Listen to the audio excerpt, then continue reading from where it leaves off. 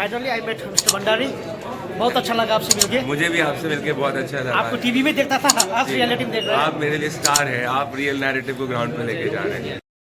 माता की मैं इस वक्त सिलीगुड़ी के अंदर हूँ और मुझे जो आवाज आनी चाहिए वो कलकत्ता तक जानी चाहिए। तो मैं चाहता हूँ कि एक बार और हम सब बोलेंगे, भारत माता की जय, भारत माता की जय। विश्व संवाद केंद्र के सभी अतिथिगण, आदरणीय नरेंद्र जी और तमाम साथी जो इस वक्त नॉर्थ बंगाल के कूच बिहार, अलीपुरद्वार, दार्जिलिंग, कालिम्पोंग और अलग अलग जिलों से अपने बिजी स्केड्यूल में से आज यहाँ मौजूद हैं, मैं आप सभी को धन्यवाद करना चाहता हूँ कि आपने कुछ समय आज निकाला। मैं आपसे कोई भी अपनी वाणी शुरू करने के पहले मैं चाहता हूँ कि ये जो सभा में सभी लोग मौजूद हैं, इस हॉल में सभी मौजूद हैं, हम सब 1 मिनट का साइलेंस संदेश खाली में जो हमारी हिंदू माताएं और बहनें हैं जिनके साथ अमानवीय अत्याचार टारगेटेड रूप से हुआ है, जिसको स्टेट ने शील्ड किया है, उसके लिए मैं चाहता हूं कि अगर हम 1 मिनट का साइलेंस ऑब्जर्व कर सकें।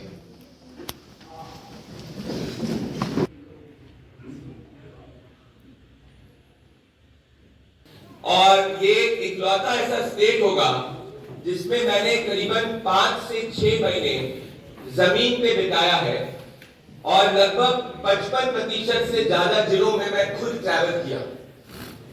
आज जब मैं ये टॉपिक जो हमारे सामने nationalist narrative building through social media, इसकी जब मैं आपके सामने हम लोग बात रखते हैं, मेरे हिसाब से हमें समझने की जरूरत है, और बाकी जो मैं कोर सेंट्रल इश्यूज पे आऊंगा उसके पहले, कि नैरेटिव सेट कब होता है और नैरेटिव सेट कौन करता है। दोस्तों, अगर हम ये नहीं समझ पाए कि नैरेटिव सेट कब होता है और नैरेटिव को सेट कौन करता है, तो हमेशा से हम एक ऐसी स्थिति में रहेंगे कि हम अपने आप को प्रूव करते रहेंगे और किसी दूसरे के नैरेटिव पे रिएक्ट करते रहेंगे। दोस्तों, नैरेटिव सेट वो करता है जो संगठित होता है। नैरेटिव सेट वो करता है जो शक्तिशाली होता है। नैरेटिव सेट वो करता है जिसके पास मशीनरी होती है, और नैरेटिव सेट वो करता है जिसके पास फैक्ट्स होते हैं। पिछले कुछ समय से बंगाल के अंदर जो हिंदू समाज है, जो लैंड ऑफ शक्ति बंगाल है, और ये मुझे पीड़ा होती है क्योंकि जब मैं कालीबाड़ी जाता हूं या तारापीठ जाता हूं या मैं अलग अलग बंगाल के शक्ति के स्थानों पे जाता हूं, मुझे ये पीड़ा होती है कि जो शक्ति का केंद्र बिंदु रहा, जो सनातन का केंद्र बिंदु रहा, जिस धरती से जो विचार निकले हैं, उसने आजादी के फ्रीडम स्ट्रगल को, हमारे सांस्कृतिक राष्ट्रवाद की धरोहर में इतना बड़ा योगदान दिया है। आज वो समाज कंफ्यूज्ड है और आज वो समाज, मैं कह सकता हूं कि ऑप्रेस्ड की तरीके से अपना नैरेटिव सेट कर रहा है। संदेश खाली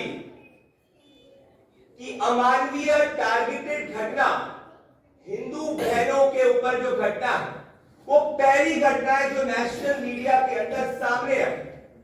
पर क्या आपको लगता है कि शेख शाहजहां एक बंगाल के अंदर इकलौता ऐसा व्यक्ति है जो ऐसा कर सकता है? क्या बंगाल के अंदर साउथ 24 परगनास में शौकत मुल्ला, या बंगाल के अंदर साउथ 24 परगनास के अंदर जहांगीर और ऐसे तमाम लोकल स्ट्रॉन्गमैन नहीं है जिसको स्टेट प्रोटेक्ट करता है? और वो स्टेट इसीलिए प्रोटेक्ट करता है क्योंकि स्टेट वोट बैंक पॉलिटिक्स की वजह से इनको प्रोटेक्ट करता है। और इसके कारण जो समाज है, जो आज हमारा हिंदू समाज है, जो बंगाल का हिंदू समाज है, क्योंकि वो संगठित नहीं है, इसीलिए संदेश खाली होता है। और इसीलिए मैं बात करूंगा आगे डिटेल के अंदर जिस तरीके से बंगाल एक इन्फ्लेक्शन पॉइंट पे खड़ा है, जहां अगर ये समाज जागृत नहीं हुआ और अगर समाज खुद के बल पे खड़ा नहीं हुआ और अगर समाज संगठित नहीं हुआ तो आने वाली पीढ़ियां हमको माफ नहीं करेंगी। आप बोल रहे होंगे कि प्रदीप जी आप ऐसा क्यों कह रहे हैं? दोस्तों, मैं इसीलिए ऐसा कह रहा हूं कि मैं जब भी अपने आप में आत्मचिंतन करता हूं, मैं इस बात को मान नहीं पाता कि एक डेमोक्रेटिक इंडिया के अंदर जो कॉन्स्टिट्यूशन से चलता है, जिसमें लॉ एंड ऑर्डर है, उस कॉन्स्टिट्यूशन ऑफ इंडिया से फॉलो करने वाले हमारे भारत के अंदर, जिसमें हमने आजादी के 20 साल बाद सिर्फ एक वर्ड सेक्युलर को ऐड किया, उस सेक्युलर भारत के अंदर जहां तक तमाम बुद्धिजीवी इस बात को प्रूव करने के लगते हैं कि हम सेक्युलर हैं और सब कुछ ठीक है, और कहा जाता है the land of intellectualism Bengal के अंदर एक शाहजहां शेख इतने समय तक ये अमानवीय घटना हिंदू बहनों के ऊपर कर रहा था। समाज को इतना समय लग गया जागृत होने के लिए, समाज को इतना समय लग गया संदेश खाली के ऊपर खुल के बात करने के लिए, और तब भी 18 दिन से ज्यादा का समय लग गया, जिसमें शेख शाहजहां को प्रेशर की वजह से स्टेट गवर्नमेंट को अरेस्ट करना पड़ा, जो मेरी निजी राय के अंदर एक प्लान्ड अरेस्ट था। क्योंकि अगर आपने वो फोटो देखी होगी, जिस फोटो के अंदर जब पुलिस वाले आसपास उसके चलते हैं ना, उसको हैंडकफ किया जाता है और वो ऐसे चल रहा है जैसे कि उसने कोई मेडल जीत लिया हो। क्यों ऐसा? क्योंकि उसको भी पता है कि ये कुछ 1-1.5 महीने की बात है, उसके बाद जब पूरी की पूरी हवा ठंडी हो जाएगी मीडिया के अंदर, समाज भूल जाएगा, नेता आवाज उठाना बंद कर देंगे, क्योंकि हिंदू समाज संगठित नहीं है। मैं बल के रूप में वापस उस एरिया के अंदर जाऊंगा, अपनी शक्ति का प्रयोग करूंगा, कुछ समय बाद मुझे बेल मिल जाएगी, और उसके बाद जब 2026 के बंगाल के असेंबली चुनाव आएंगे, उसमें इन्हीं स्ट्रॉन्ग मैन को इस्तेमाल करके वहां पे वोट डलवाए जाएंगे, और जो समाज, हिंदू समाज जो आज बंगाल के अंदर संगठित नहीं है, उसे देखता रहेगा।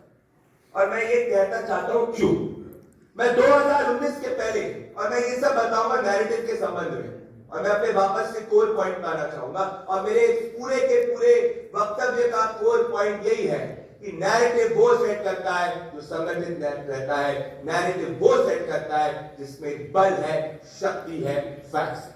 हिंदी भाषी नाम में विश्वास रखता है, बांग्ला भाषी नाम में विश्वास नहीं रखता। अरे नॉर्थ बंगाल अलग सोचता है, साउथ बंगाल अलग सोचता है, अरे ये बॉर्डर एरिया अलग सोचते हैं, बाकी अलग सोचते हैं। क्यों? उनको पता है एक बार बंगाल की सोसाइटी जिसने इस देश को रविंद्रनाथ ठाकुर, स्वामी विवेकानंद, रामचंद्र परमहंस, जो स्वदेशी का एक सेंटर पॉइंट रहा है, जिसने इस देश को नेताजी सुभाष चंद्र बोस दिए हैं, जो मां काली का विश्वास रखते हैं। और हमारी संस्कृति क्या कहती है? बिना शक्ति के शिव शव है।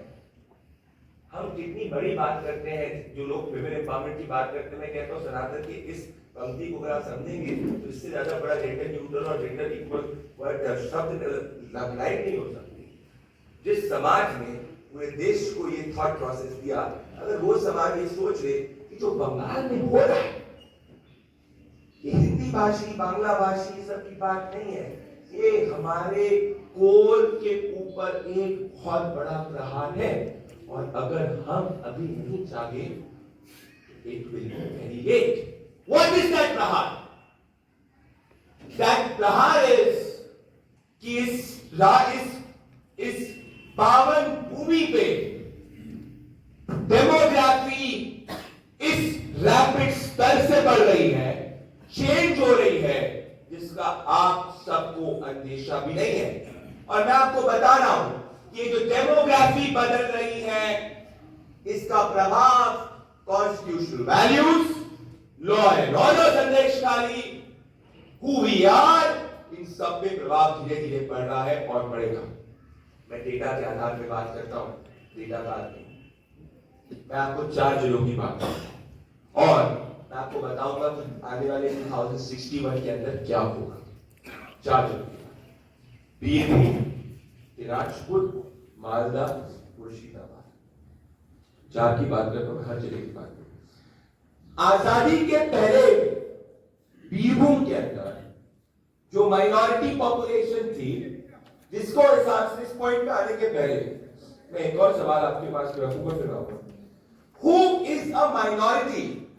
मैं चाहता हूं जब नरेंद्र जी हम नैरेटिव की बात करते हैं, ये नैरेटिव की बात भी होनी चाहिए कि who exactly is a minority? Is that community the minority, which is the second largest majority in the country, or is that community the minority which is less than 3%, less than 4%, less than 2%? Who should have the right? किसको अधिकार होना चाहिए कि जो minority benefits है उसका proportionate distribution हो, ना कि मोनोपोलाइजेशन हो। ये नैरेटिव की बहुत बड़ी जरूरत है, क्योंकि हमारे को ये अंदर बैठा दिया गया कि minority just means one community.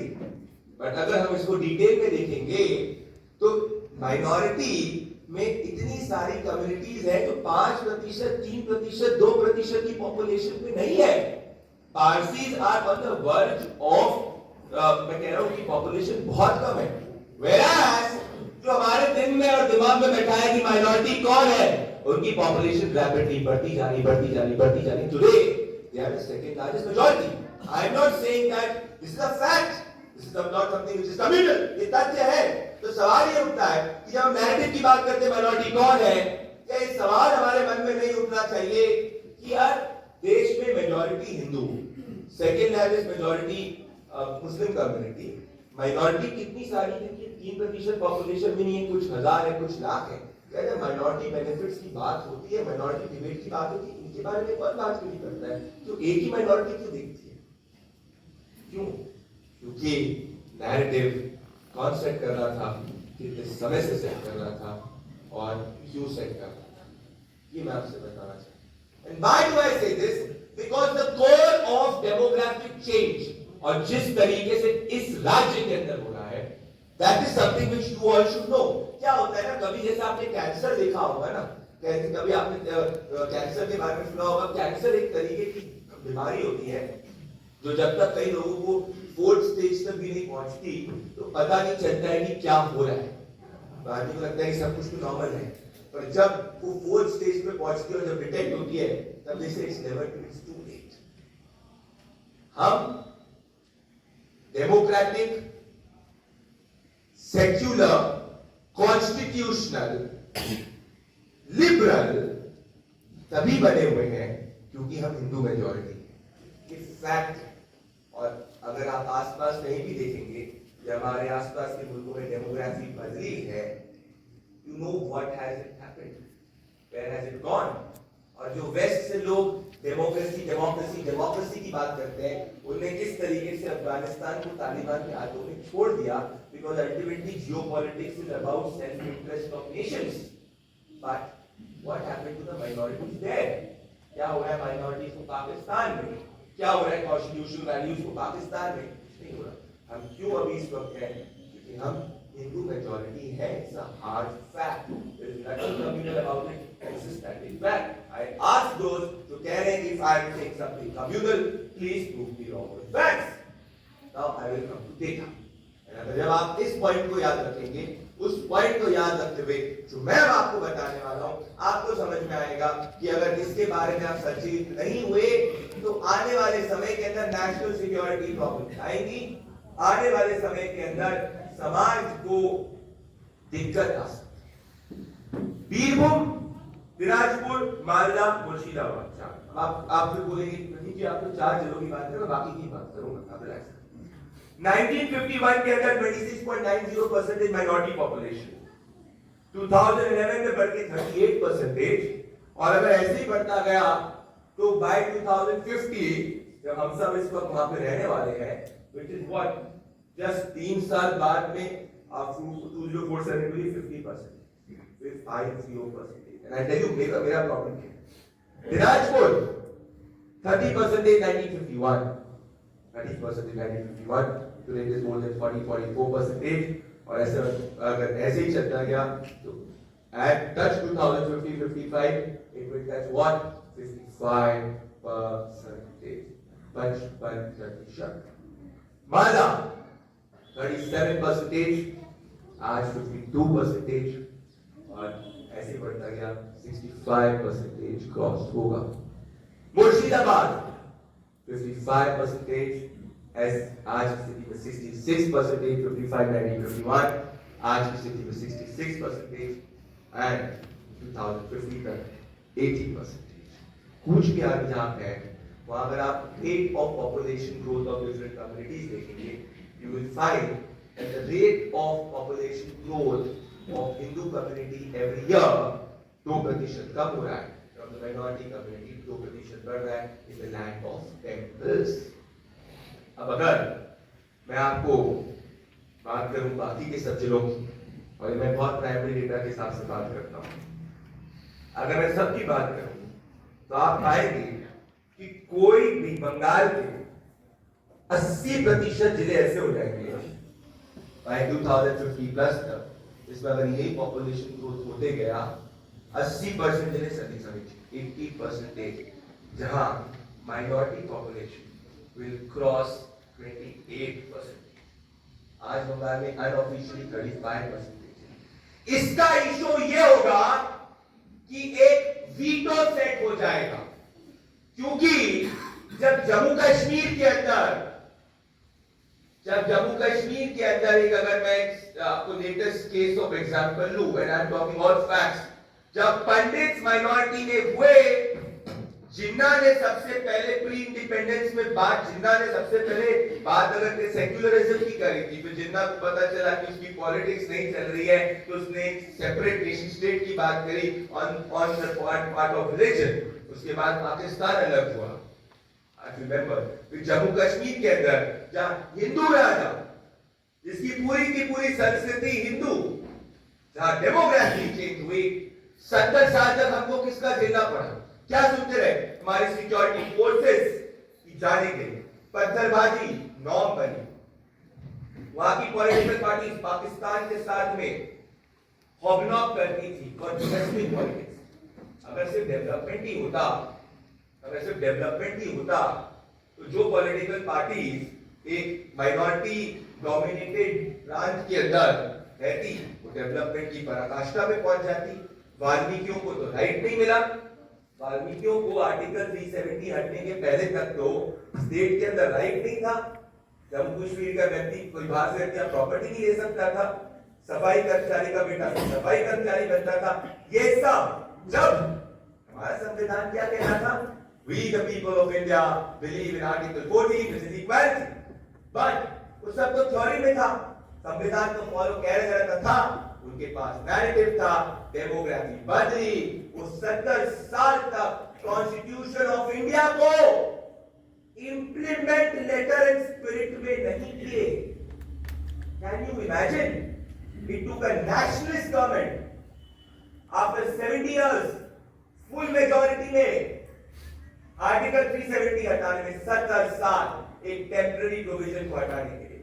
क्या हमें समाज 70 साल अगर ऐसी भूल कहीं कोई दूसरे राज्य के अंदर हो जाएगी, तो क्या हम समाज एक ऐसे इन्फ्लेक्शन पॉइंट में जहां हमें डेवलप्ड कंट्री बनने की तैयारी में, क्या हमें समाज ये अब बर्दाश्त कर सकते हैं, या ये हम कॉस्ट देने के लिए तैयार है कि अगर मान लीजिए ऐसी स्थिति कोई देश के बाकी प्रांतों के अंदर होती है, तो क्या हम इतने सालों के संघर्ष करने के लिए तैयार हैं? पर्टिकुलरली जब हम डेवलप 8.4% की ग्रोथ रेट से आगे बढ़ रहे हैं, क्या हम ऐसी भूल जब हमें पता है कि इस तरीके की भूल हो रही है, क्या समाज संगठित नहीं हो सकता? समाज को संगठित होने की जरूरत है. अदरवाइज आप रिसेंट हिस्ट्री में आपका सबसे मैं आपको टेस्ट केस एग्जांपल दे रहा हूं, और आपका खुद कभी जो हमारा स्टेट है और इसी को देखिए. जब 35% पॉपुलेशन होती है, आपको याद होगा, तो एक वीटो सेट हो जाता है जो 35% 90% एक जगह वोट करती है, कोई फर्क नहीं पड़ता डेवलपमेंट इश्यूज है कि नहीं है। आप लोग के लिए तो डेवलपमेंट इश्यूज है, हमारे लिए तो इश्यूज है सड़क बननी चाहिए, बेनिफिट पहुंचना चाहिए, सरकार अच्छी करनी चाहिए, लॉ एंड ऑर्डर रहना चाहिए। पर when it is 35%, where is development issues? कहां है विकास के इश्यूज? कहां है सेक्युलर नैरेटिव? अगर सेक्युलर नैरेटिव भी होता तो कलकत्ता पोर्ट जो बॉबी हकीम की कॉन्स्टिट्यूएंसी है, वहां जाके कुछ परसेंटेज हिंदुओं के घर पे जाके बात करिए। मैं गया हूं और आपको पता चलेगा डिफरेंशिएटेड कैसे। क्या सोच सकते हैं आप कि पूरे के पूरे टेंपल ट्रस्ट और पीठ का जो अध्यक्ष इस वक्त है वो हिंदू नहीं है? तारापीठ को मैनेज करने के ट्रस्ट के अध्यक्ष जो है गवर्नमेंट ने हिंदू नहीं बनाए। क्या किसी मान लीजिए माइनॉरिटी पॉपुलेशन, मुस्लिम पॉपुलेशन के कोई तीर्थ स्थल के ऊपर आप इमेजिन कर सकते हैं कोई हिंदू जो है उसको मैनेज करे? उनके प्राइवेट अफेयर्स तो कोई नहीं कर सकता।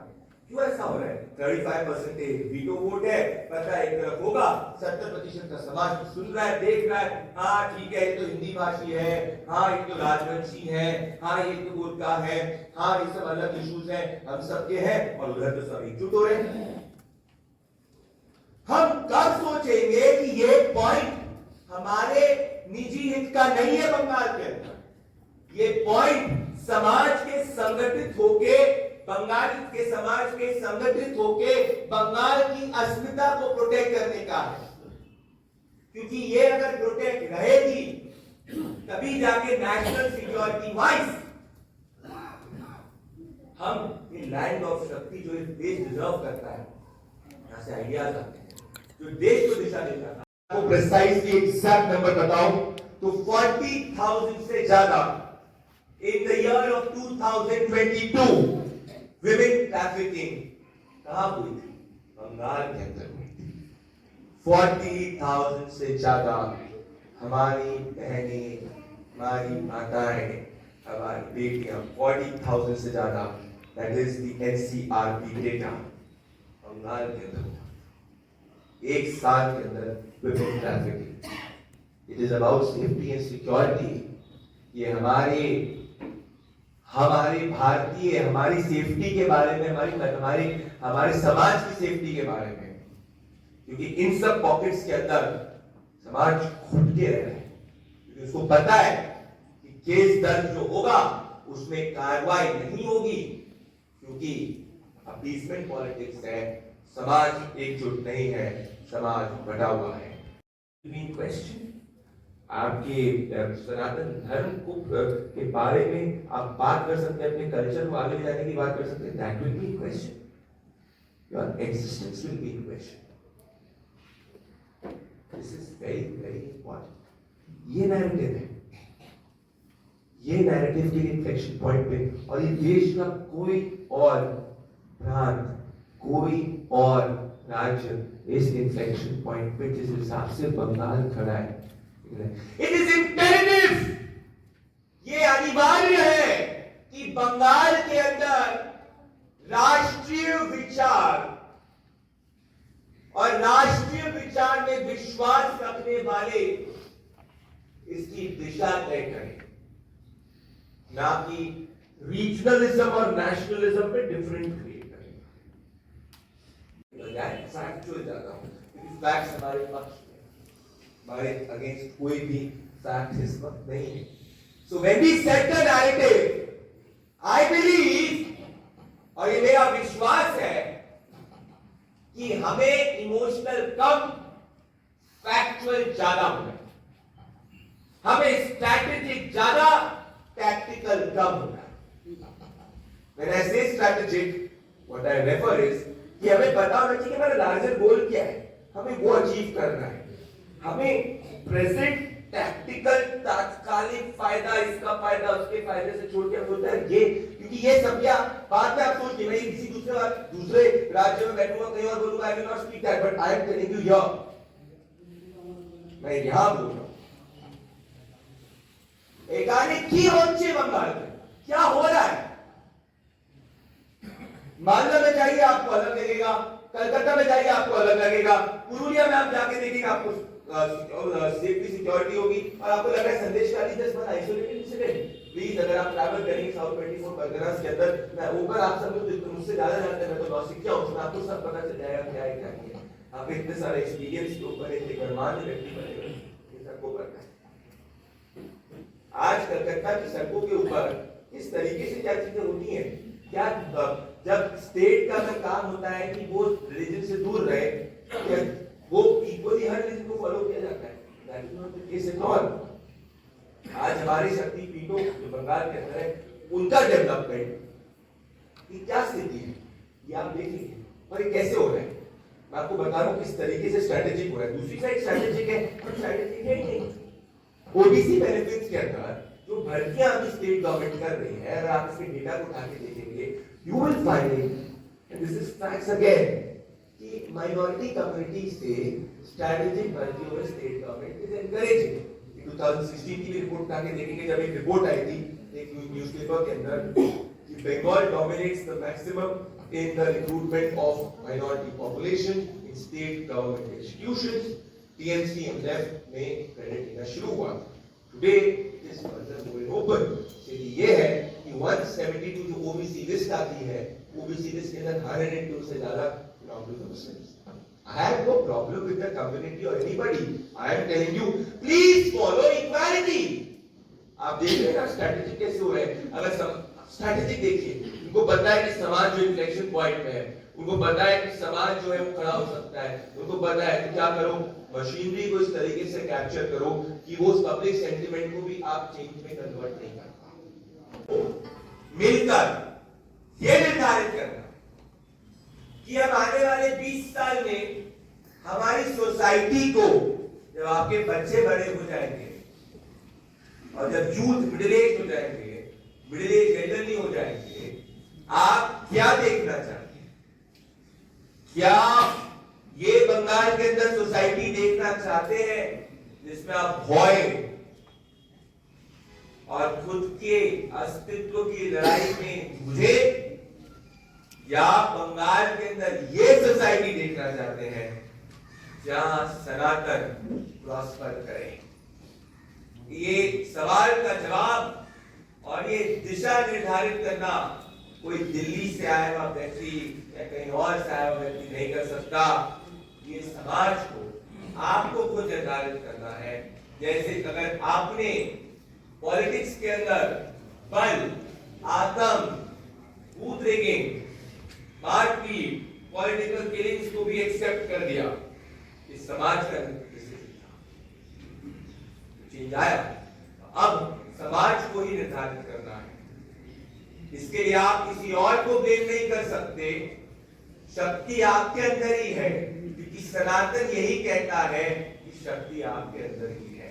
और आज सनातन की रक्षा करने का दायित्व और इस नैरेटिव को प्रोटेक्ट करने का दायित्व आपके हाथों में है।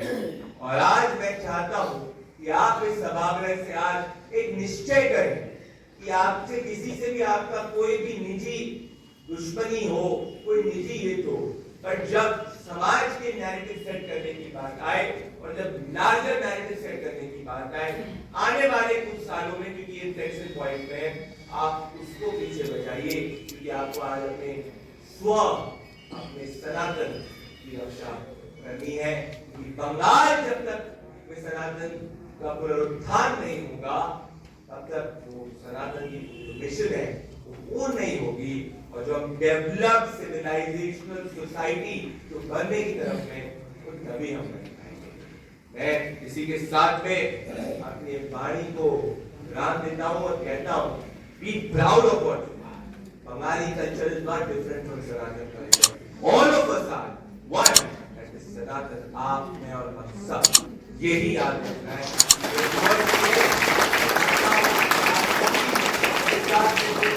भारत माता की जय! भारत माता की जय! बहुत धन्यवाद। So thank you for the precious time, sir. Nice meeting you. Thank We'll you. be in touch, and thank you for your number. Thank you. We'll poke you sometime. Thank you. Do WhatsApp me. Okay. Thanks.